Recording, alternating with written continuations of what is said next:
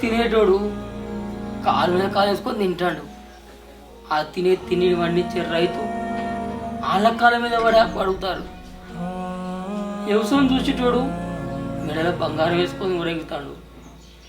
అదే వ్యవసాయం చేసేటోడు మెడలో తాలిబొట్లు అమ్ముకుంటారు. తినేటోనికి పొగరు పెరుగుతుంది, పండించడానికి పువ్వులు పెరుగుతుంది.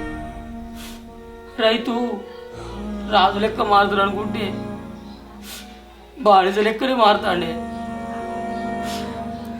ఇక నేను ఎవరితో మాట పడద్దంటే వ్యవసాయం పని చేయాలి, పని చేస్తా. నాకు వ్యవసాయం అంతే. వ్యవసాయం పని చేసి ఏదైనా పని చేసుకుంటా, లేదంటే దూరదేశం పోయి బతుకుతా. అంతేగాని వ్యవసాయం చేయ